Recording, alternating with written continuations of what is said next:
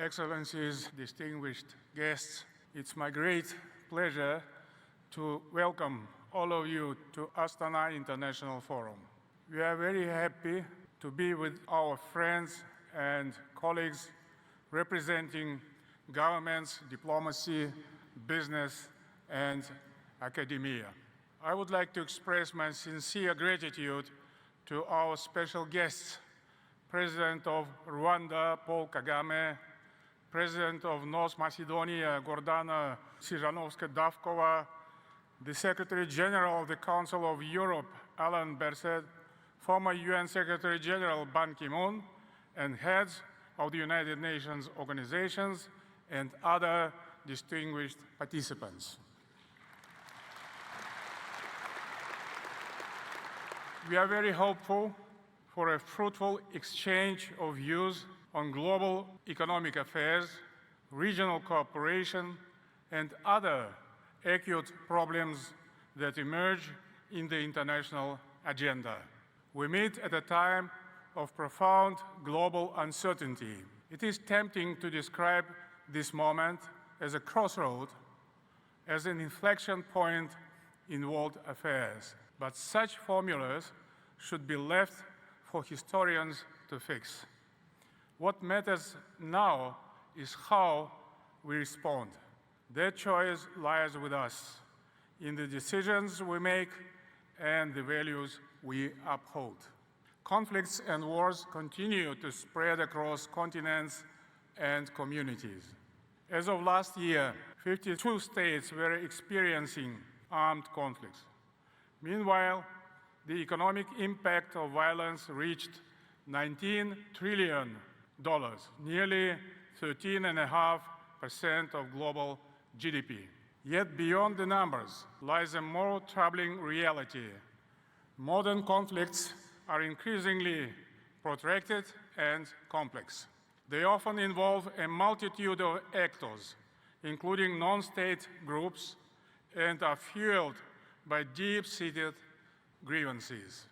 These factors make lasting peace far more difficult to achieve. And the most concerning aspect of this kind of global situation is that it fully contradicts a new trend of artificial intelligence, which is gaining upper hand in bringing the whole humankind to entirely renovated and still unknown reality with new senses and new approaches. And in this context, military conflicts and even wars based on historical judgments or political animosities look absolutely outdated and even bizarre.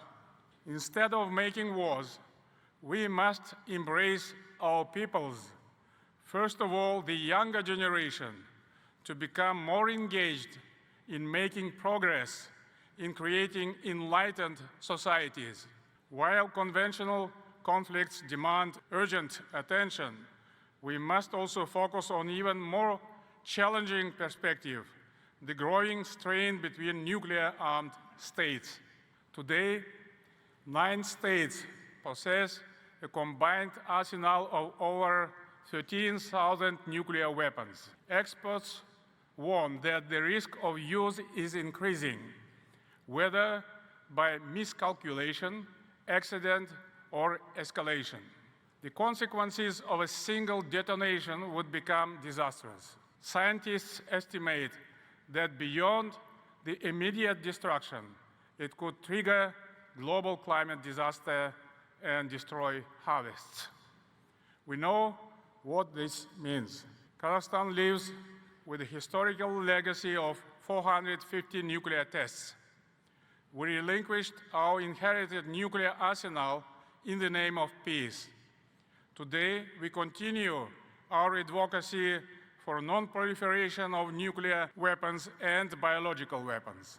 We must recognize that the threats to global security are not only geopolitical.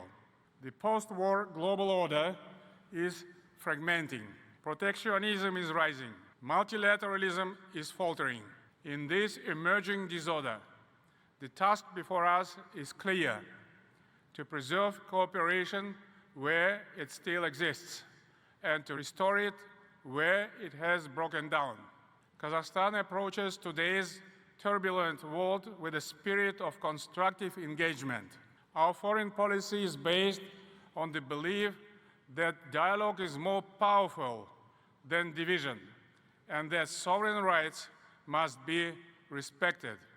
There should be no room for nationalistic hubris and ignorance of historic and cultural traditions of the peoples.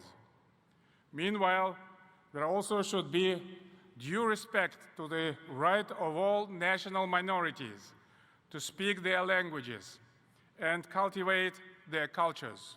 That's what we in Kazakhstan strongly pursue, the unity in diversity.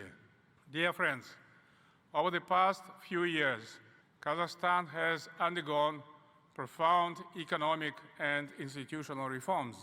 Our goal is clear: to build a more diversified, inclusive, and future-ready economy, one where growth is not just sustained, but shared.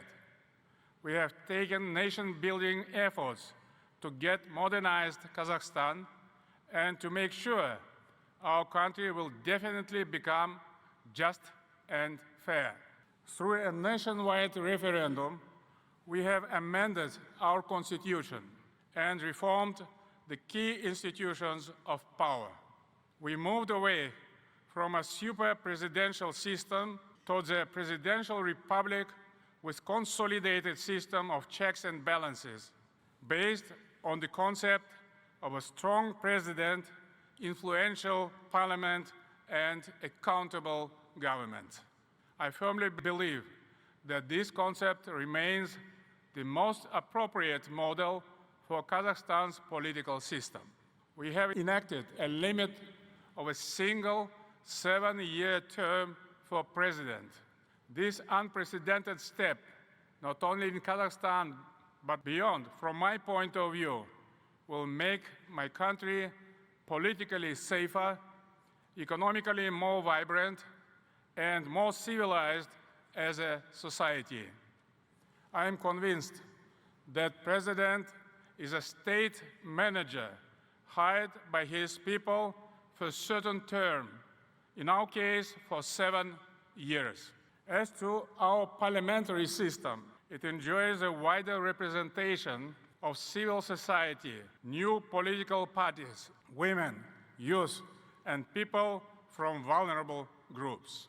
I also firmly believe that no further development is possible without a functional system of protecting human rights, reflected by the concept of law and order. We acknowledge that our reforms are taking place in a highly fragile geopolitical environment. But as the saying goes, the road will be mastered by the walking one.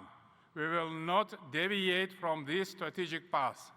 Reforms will be continuously carried out. Despite global headwinds, our economy grew by 5.1% in 2024. Foreign direct investment reached record levels. Freight through the Trans-Caspian international transport route surged 62%. Yet, our vision is not measured in numbers alone. These reforms aim to create a new social contract, one where prosperity becomes a public dividend. We are investing in human capital, expanding opportunities for young professionals. Our immediate task is to reduce regional disparities to strengthen our middle class.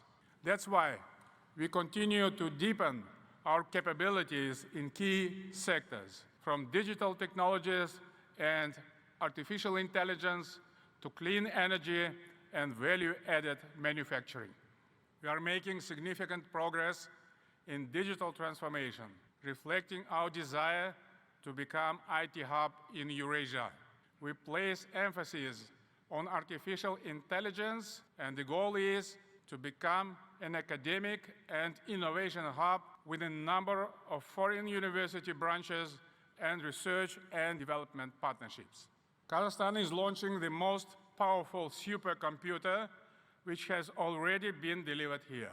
Finally, we are planning to create a pioneering pilot zone called Crypto City, where cryptocurrencies might be used for purchasing goods, services, and even beyond.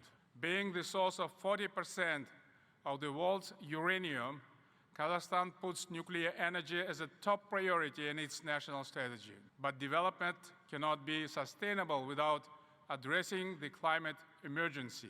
Central Asia is one of the most climate vulnerable regions on the planet. It is experiencing warming twice as fast as the global average. In response, we are advancing a pragmatic and regionally coordinated climate agenda. Our commitment includes membership in a number of international organizations and arrangements. In 2026, we will host a regional ecological summit in partnership with the United Nations, a platform to combine Central Asian strategies and global ambitions. Kazakhstan remains committed to a stable, integrated, and future-oriented Central Asia, one rooted in mutual respect and regional solidarity. 2 months ago, the United Nations General Assembly formally established the United Nations Regional Center for the SDGs for Central Asia and Afghanistan in Almaty. This is a milestone in our multilateral development engagement. This center will support joint projects, offer technical expertise, and coordinate international cooperation. Distinguished guests, the threats we face are clearly transnational. Yet our responses are becoming increasingly fragmented, and the institutions built for global cooperation need to be duly complied with a world which is more fragile, more volatile, and more contested. Kazakhstan firmly believes that middle powers should have a vested interest in an equitable and inclusive global order, which needs to be reassessed and overhauled.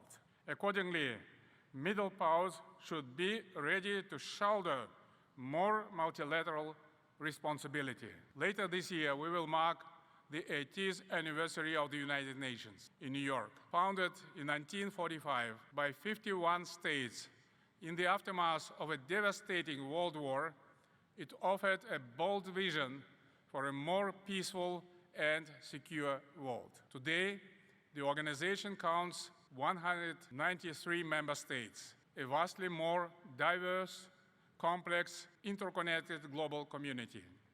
Yet, the core structures of the United Nations, particularly the Security Council, remain largely unchanged. This disconnect between the institutional framework of 80 years back and the realities of today undermines the organization's credibility and effectiveness. Critical decisions that affect billions of lives cannot be made by a handful of nations alone.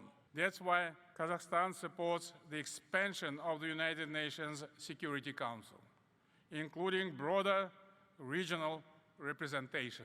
Structural reform of the Security Council is essential to ensure that the United Nations remain relevant and truly reflects the world as it is, not as it was.